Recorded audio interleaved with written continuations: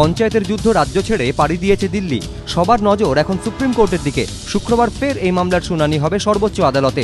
তার আগে আদালতে নিজেদের রণকৌশল চূড়ান্ত করতে দিল্লি পৌঁছেছেন রাজ্যের আইনমন্ত্রী চন্দ্রিমা ভট্টাচার্য। রয়েছেন তৃণমূল সাংসদ এবং আইনজীবী কল্যাণ বন্দ্যোপাধ্যায়ও। বৃহস্পতিবার বঙ্গভবনে বৈঠক করেন তারা। আমরা বলতে পারি, আমরা মীরা পান্ডের মতো বলতে পারবো না যে ফেস পাল্টে যাবে।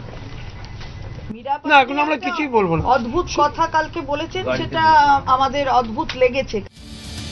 লড়াই রাজ্যের বাইরে গেলেও পঞ্চায়েত ভোট ঘিরে উত্তাপ এক বিন্দুও কমেনি রাজ্য রাজনীতিতে। বাহিনীর জটিলতার জেরে মামলা গড়িয়েছে সর্বোচ্চ আদালতে। কমিশনের অভিযোগ, হাইকোর্টের নির্দেশ মতো বাহিনী দিতে ব্যর্থ রাজ্য সরকার। যদিও এই পরিস্থিতিতেও পঞ্চায়েত মন্ত্রী সুব্রত মুখোপাধ্যায় দাবি করেন, রাজ্যের হাতে যা বাহিনী রয়েছে তা দিয়েই ভোট হবে।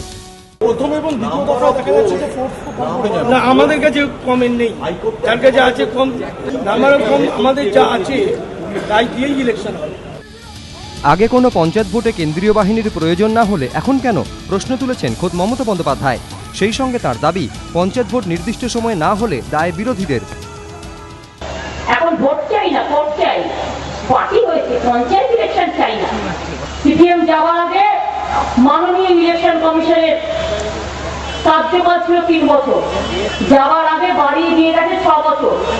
এটা কনস্টিটিউশনাল কোর্ট, আমরা করিনি, ওরা করে গেছে। সেই জন্য মনে রাখবেন, আমরা চাই ভোট, আর রোজ ওরা বলতে চাই কোর্ট। যদিও পঞ্চায়েত ভোট নিয়ে জটিলতার জন্য ফের রাজ্য সরকারকেই দায়ী করেছে কংগ্রেস। রাজ্য সরকার চাইছে নির্বাচনটা প্রহসন হোক, নির্বাচনটা মানে শুধু তৃণমূলের লোকেরা জিতুক, অন্য কোনো দল যাতে প্রতিদ্বন্দ্বিতা করতে না পারে। নির্বাচনের মোড়কে তাদের সব পঞ্চায়েত প্রধান, পঞ্চায়েত সমিতি সভাপতি, জেলা পরিষদ তারা দখল করুক, এটা রাজ্য সরকার চাইছে।